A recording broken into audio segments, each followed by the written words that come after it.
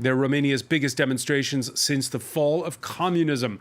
Hundreds of thousands in the streets to protest Parliament's late-night loosening of anti-corruption legislation. The government claims it's to relieve prison overcrowding.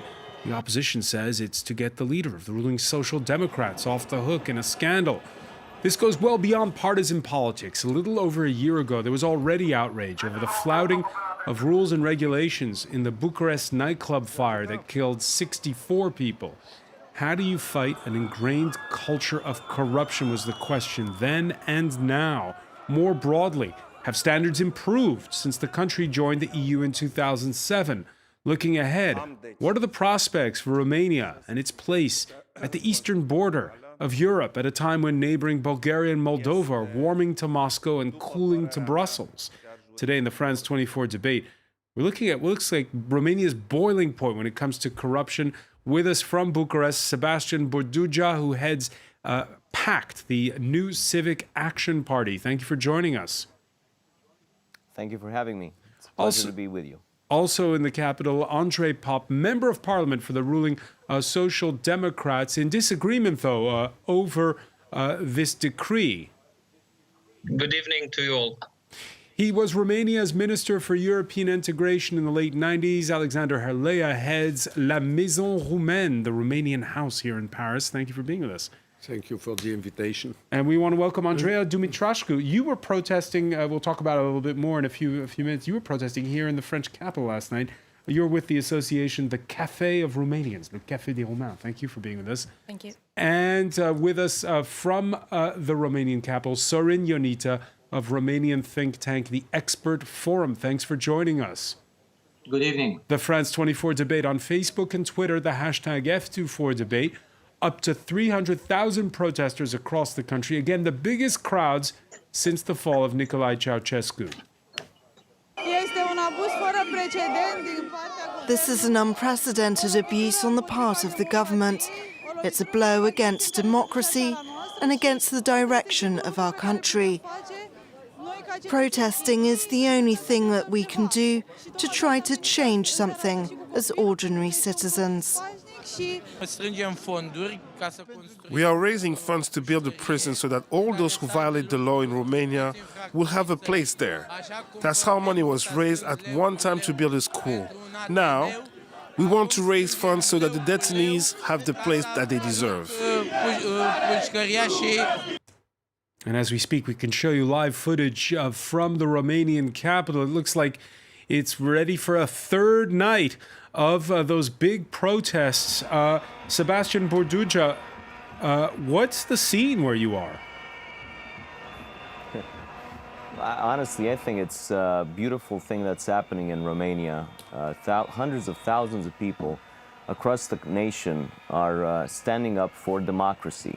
Let's get this straight. The economy here is not doing badly at all. It's among the fastest growing in Europe. We've had unemployment around 5%. It is not anything like the situation in Greece or other countries. People here are simply saying we've had enough of corrupt politicians. We've had enough of laws made for those corrupt politicians. We actually want government to work for the people. And I was there every night, and I can tell you the protests have been very peaceful. It's unfortunate that a few incidents towards last night's protests made it into the media more than they should have.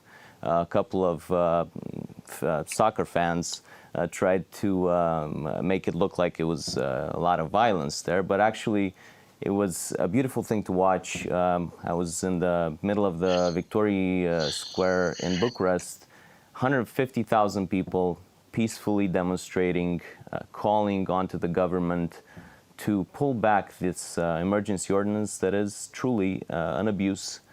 And it is a significant step back, not just in the fight against corruption in this country, but really in the struggle to consolidate a young and still fragile democracy. All right, we've seen one minister who's resigned, the vice president of the Social Democrats who's expressed a disagreement, and yet Andrei Pop, the leader of the party, who's come out and saying it's full steam ahead for this decree. What do you say to that? Okay, so I think there are a lot of topics that we should discuss about the protest. Of course, I would like to state that we salute also the peaceful way of demonstrating, which is a normal course into the democracy. And I think not any other topics about the little conflicts of last night should enter into this discussion. But from my point of view and my fellow leaders into the Social Democrat group, I think we should look and study much more the law and what stipulates the law and what will be the effects of the law. Saying that it will be a step backward against fight of corruption, I think it's a false topic. I think the reason of the protest has been inflamed artificially. Why? Because basically the branded of the protest was the president of the Social Democrat Party, Mr. Liviu Dragnea, that assumed some way or another about the leaders of the protest that this is a law that But stipulates. he's currently on trial over what, if I believe, the equivalent of 24,000 euros, and under this bill, it looks a lot Yeah. like he would be Sorry. off the hook if this new decree is enforced. No, It would this be. is this is a false topic. The truth is that it's not exonerated by any fault. There are two infringements that can be subject to him and related to him, but this doesn't mean that he will be pardoned or he will benefit of amnesty. So this is the reason that I think most of the protesters were inflamed, and we have this situation at the moment. All right, let me put to you this question: where does this figure of a 200,000 lei, which is roughly the equivalent of 44,000 euros, below that figure, it's acceptable to accept? Well, some could call them gifts, others could say bribes. Where did that number come from? But let me be straight, that doesn't seem that this figure or this limit will exonerate anyone for this this type of guilt. We can, but 1 second to answer your question, you can search the Constitution, the Court of Romanian Constitution, number 405 from 2016, that make some suggestion about this limit of 45,000 euros. All right, let me turn to you at this point, Andreea Dimitrov. How do you understand the decree, and how do you explain the mass turnout? About the decree, as far as I could see, I am not somebody from the law, but as far as I could see, there are some punishments that have been reduced. For example, for abuse of power. Also, there has been some decriminalization for some unlawful acts that are no longer penal, but now they are just civil suits. And as far as I read, but I might be mistaken, Liviu Dragnea, normally he's accused of taking something below this bridge. And the mass protest, well, I think is very normal that people headed to the streets. There have been protests all this month. But now the way that the law has been passed, in the middle of the night, and before the magistrate could reunite, which was programmed for the morning afterwards, shows that they were in a hurry, and it shows a great disrespect for the Romanian people, and we're not very sure where they are heading, because if they manage to pass this, we don't know what they will pass next. Sorry, Anita, put this into context for us, because just a few months ago, there was an election and the Social Democrats won handily. In fact, you could call it a landslide win for them. Are you surprised to see this many people out in the streets? everybody's surprised because, yes, go on, please. No, I'm listening. Go ahead. Because nobody expected that actually 1 month and a half after they won the elections by a landslide to make such a mess. Actually, what happened 2 weeks ago, it was almost a coup d'etat against the judiciary in the cabinet, coming up with 2 emergency ordinances. And what matters now in the street, two weeks after that, it's no longer the details of the text. I mean, we could have discussed the details of the text 2 weeks ago, and the people were open to discuss, but they were lied at. So first, they were lied about the real reasons of passing emergency ordinances and not sending normal legislation into the parliament. It was about overcrowding of jails. But that was a lie, actually. The data that were presented was selective, and it turned out that the average is 100%. So yes, some jails are overcrowded, but some are below 100%. So some redistribution could alleviate the problem. Then there was a lie about, a fine from the international, from CEDO. And that was not true the way it was presented. It was like a fine would come the next week and then we need an emergency ordinance. That is not true. There is plenty of time to discuss with CEDO if the government shows that they really want to take measures.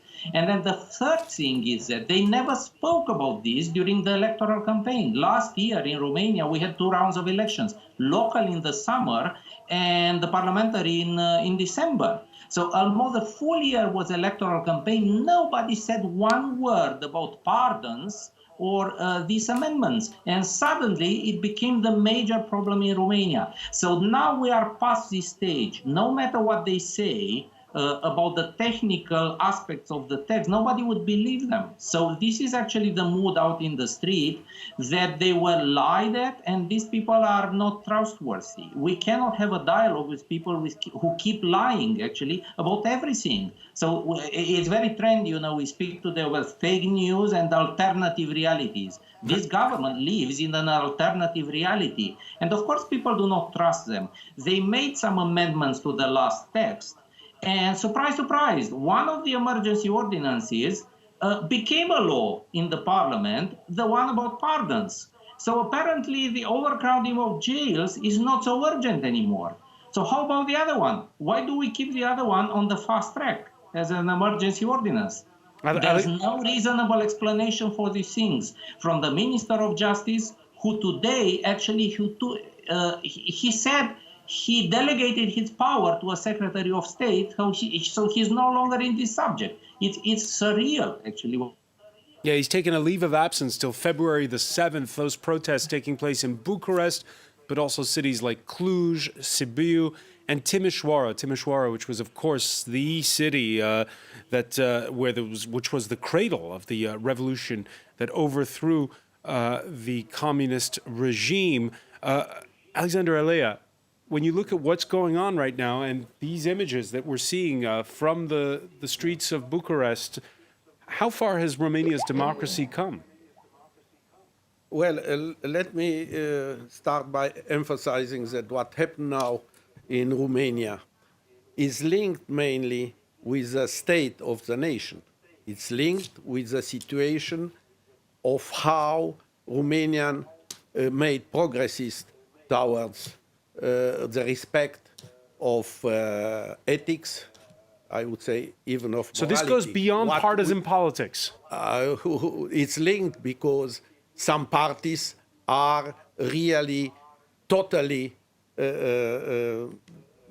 disagree, and they are trying to fight, in fact, ethics and morality.